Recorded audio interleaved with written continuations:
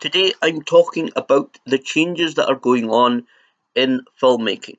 It's been a topic that's been on my mind for quite some time, watching a lot of YouTube videos, watching a lot of stuff this festive season, and it's been something that I've been thinking about for quite a while.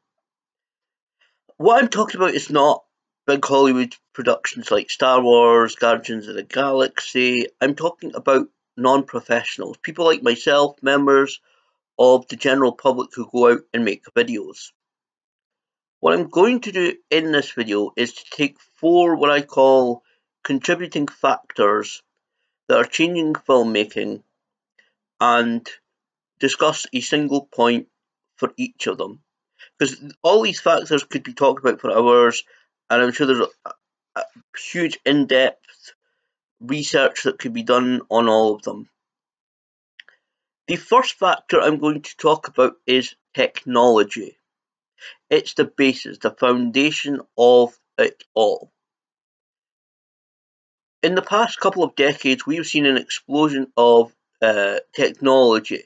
We've seen things like dash cams, drones, and DSLRs to video cameras, camcorders, camera phones, so much stuff being invented. I'm sure there must be a website out there somewhere where it has a list, a pretty substantial list it will be, of the technology that has come out in 2017. As I said, it'll probably be quite a long list.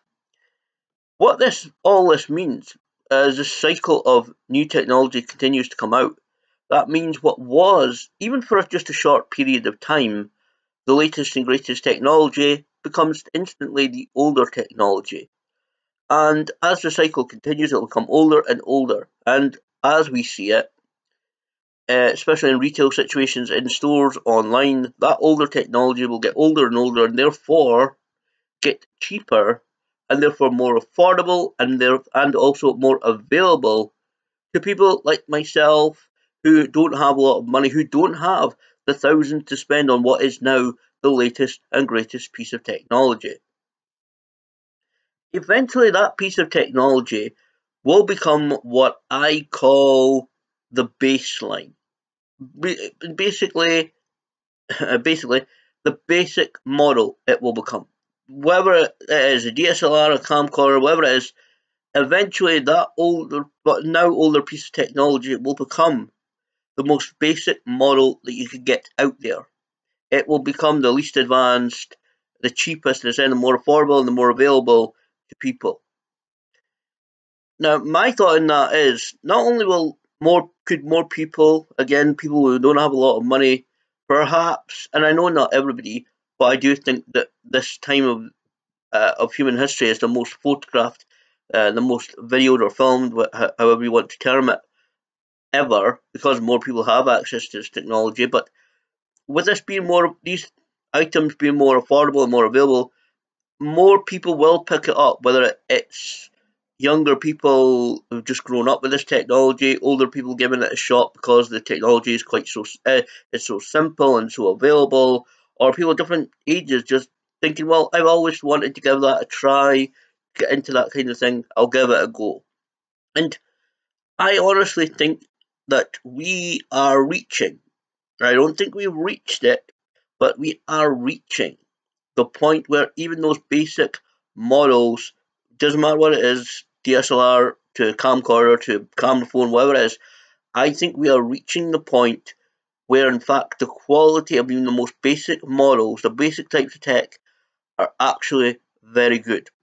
Recently we've seen new models, new technology come out with 4K and ultra high definition, but even like the cheap camcorders, like the camcorder that I use, that records in high definition. And I'd say the audio quality is pretty good as well. So we are reaching the point where even the most basic models, and like I said, I know that there are some companies out there who don't do great standards of stuff, and some can be cheap and something's quite nasty.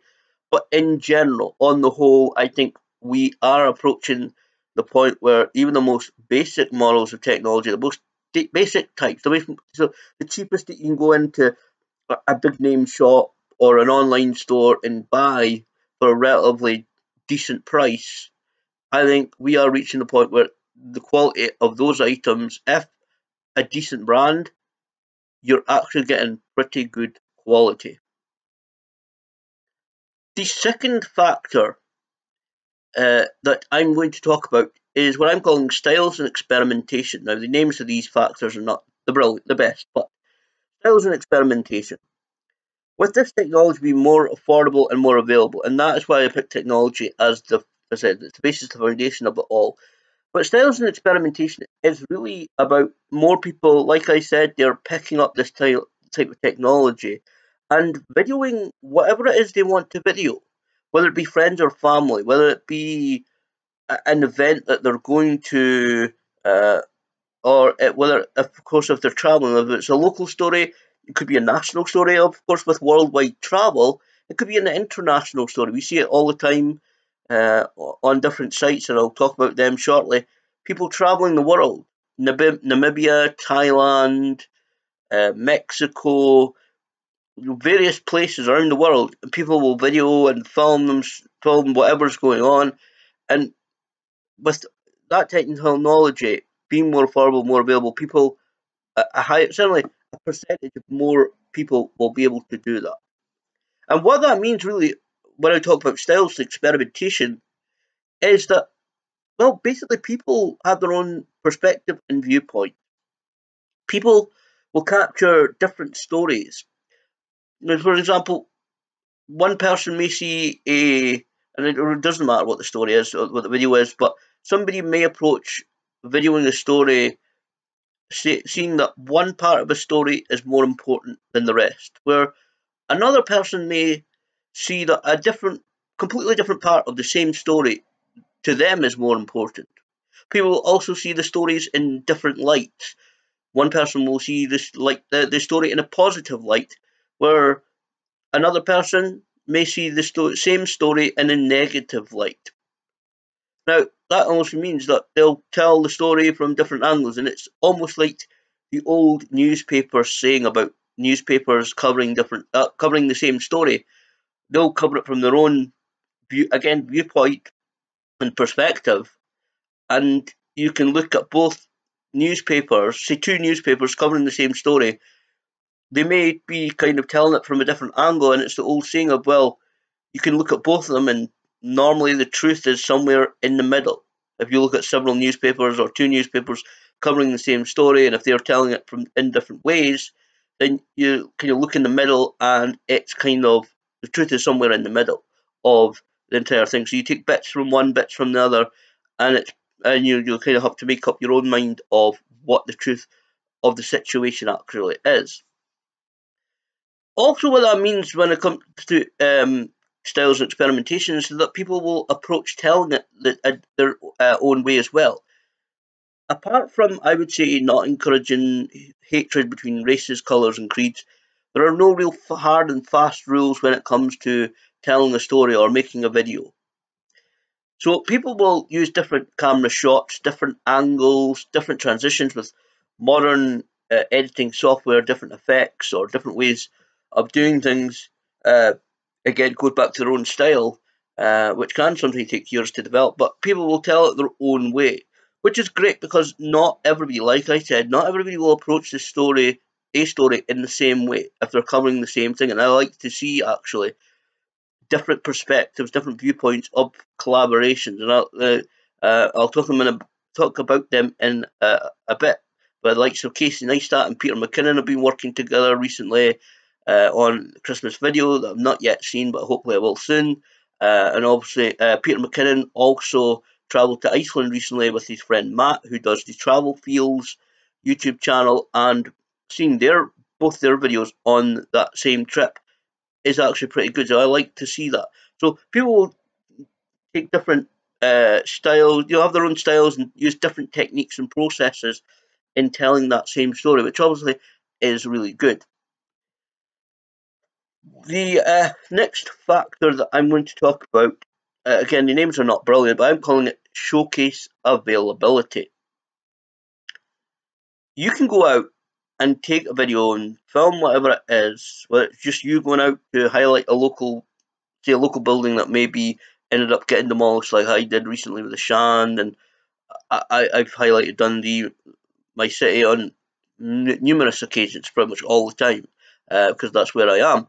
But these videos, especially if you capture the essence of the story, these videos don't lose the whole point, but I think it loses at least a good not as I'm trying to think. It doesn't lose the whole point of doing the videos, but it loses a little bit of the point of the videos if these videos are just going to sit on your computer, your hard drive, your memory card. If they're just going to sit there like old Hollywood home movies, because I've inherited some this year. They're still sitting 8mm film, and the only way you could see them is to get a projector, and we used to just show them to family and friends sometimes. And there's a couple of good ones I believe that we have. Hopefully get them transferred to DVD or some on the computer digitally at some point in the future, near future, I hope.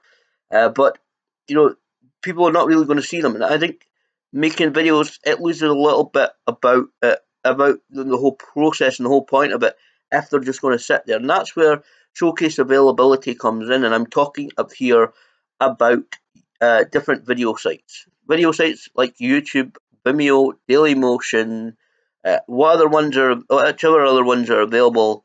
These websites are extremely important. They're so resourceful for actually numerous points.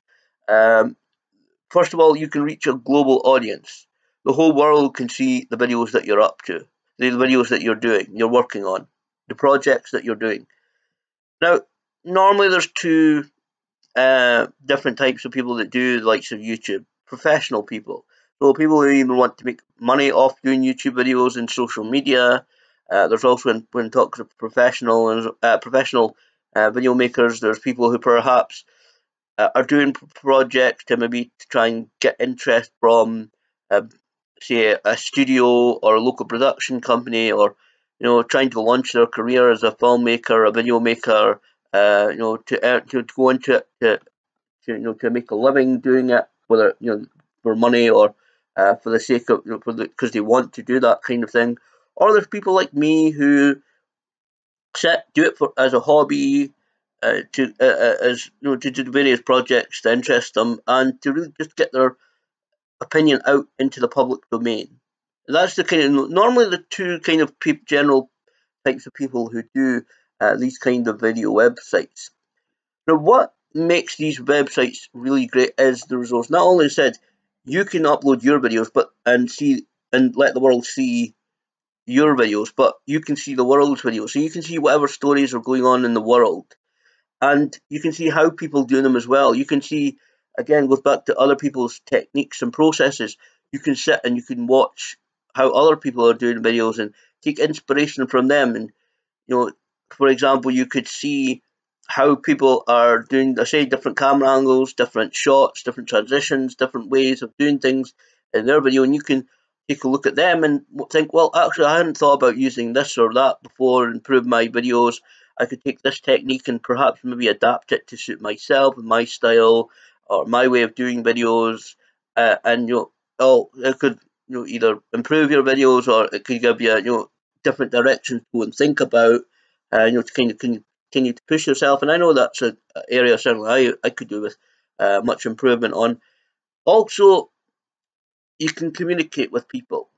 You can, there's comments, so people can comment on your video and you can comment on other people's videos, so you can ask people's questions, because some YouTube or other, so keep it YouTube for example, some YouTube creators will do AMAs or Q&As, which is pretty much the same thing, but people can ask them questions, and often they'll reply even within the comments about, oh, how did you do this or how did you do that, which leads to another great learning resource that video websites like YouTube produce, and that is reviews and tutorials. Reviews, obviously, people can take the latest and greatest new technology or the current technology, whether it be a video camera, DSLR, or accessories even, and take a look at it and say, okay, well, this is good, this is not good. And tutorials, obviously, how to use that piece of technology. Some people will just take a look at it, and other people will take an in-depth look at it or do separate videos of review and tutorials.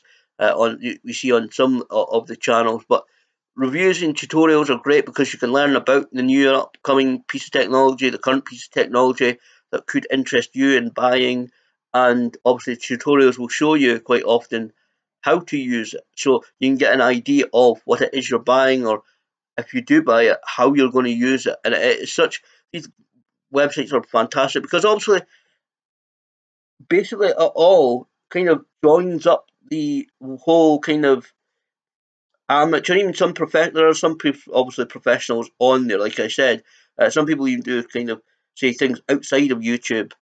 Whether it be professional photographers, professional filmmakers who sometimes go have YouTube channels and kind of do YouTube, for example, to help people get to answer people's questions, or to give hints and tips on, again, tutorials of even not just equipment but processing techniques. Again, I'm going back to that, but uh, the great thing is about these websites that there's a whole mishmash, and it kind of brings the whole kind of filmmaking, video and making, even photography and different genres. Obviously, it's not just filmmaking and photography on YouTube, but these various different genres of life and entertainment and sports, and it all comes together on likes of YouTube, and it really kind of, instead of people sitting separately doing videos, like I said, and the videos just sitting on their computer or on the hard disk or the memory cards and never being seen by anybody,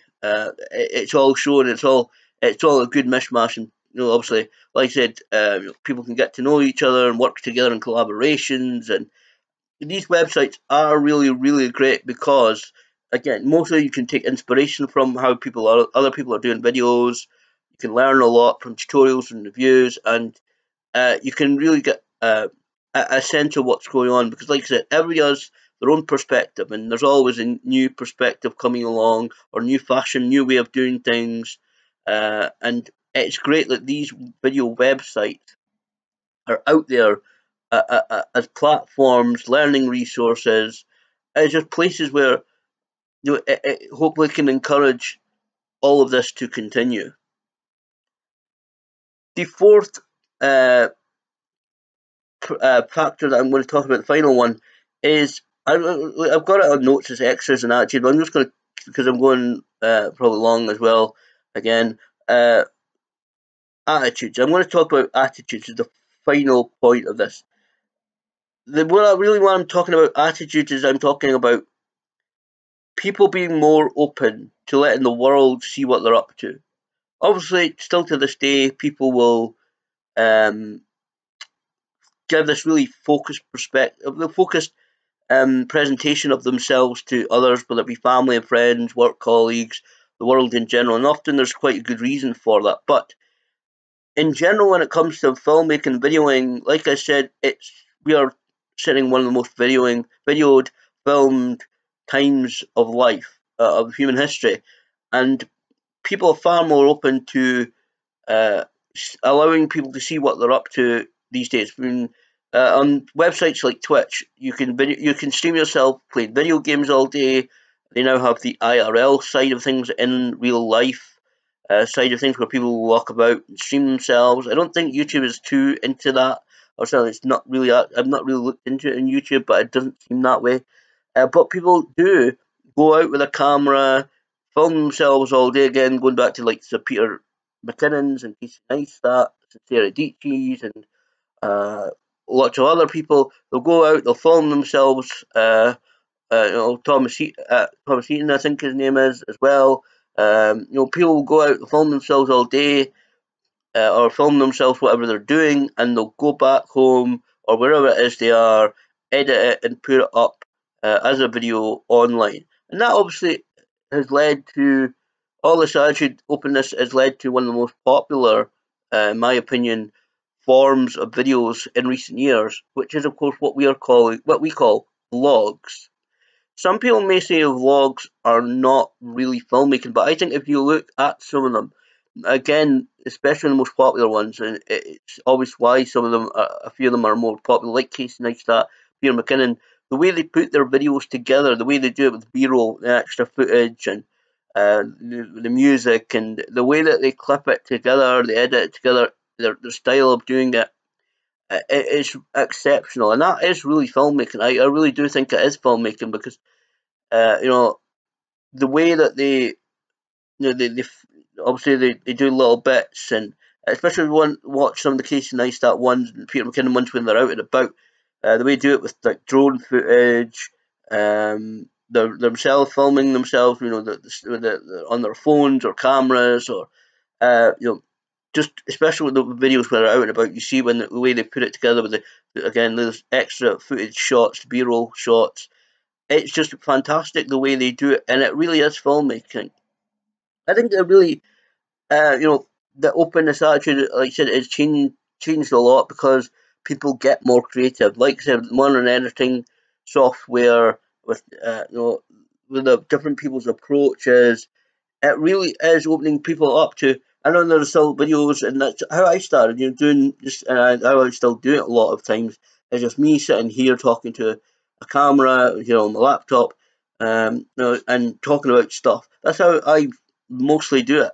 But there are people who go out and film themselves, and it really is fantastic. I think the way that some of them put their videos together. I know this kind of sounds like I'm kind of enamored with them, but so honestly, some of the way that some of the people do it, the Casey Neistats, Peter McKinnons of this world do it is fantastic, and certainly people, like I said, people are more open, and we see more openness in the entertainment. And I'm not talking about Hollywood studios, but we see bloopers and outtakes, which used to be vaulted away, closed away and kept out of the public's domain, uh, uploaded onto even the closing credits on films or extras on Blu-rays, documentaries about the making of the film.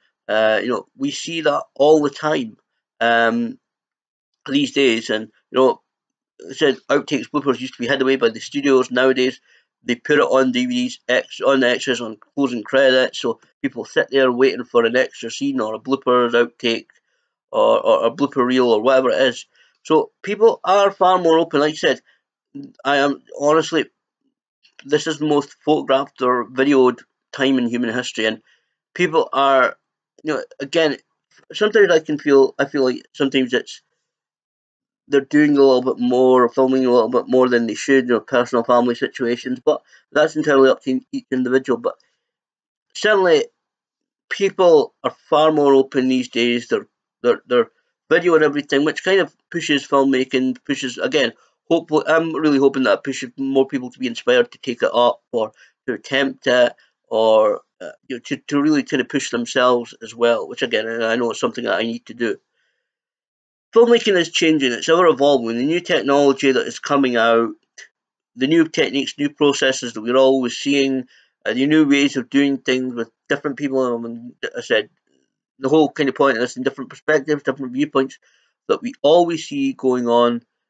We see certainly changes that from 2013, 2014 to now, and then a couple of years we'll see changes then from now as well. From 2017 videos, if we look back in a couple of years, I'm sure we'll see some changes in a couple of years as well. So we'll see differences as we go along. Kind of take a couple of years, go back a couple of years, see what's there, go back a couple of years, see what's there, and we'll see. And you can see changes with technology and what technology allows us to do, and other things as well. But honestly, I'm really looking forward to seeing where we are in a couple of years. I think it's exciting. We're living in a great technological age, and hopefully, all of this all this technology and the abilities that we have now that we've never had before will hopefully continue to push filmmaking, hopefully continue to encourage people to do it, to improve on it. I think it's going to be a great time in the next few years as all this continues, as we continue down this path, as we continue kind of thinking, right, gathering ourselves and thinking, right, well, we've got this now, what can we do with it? Hopefully that will encourage a lot more people to sit down and do videos.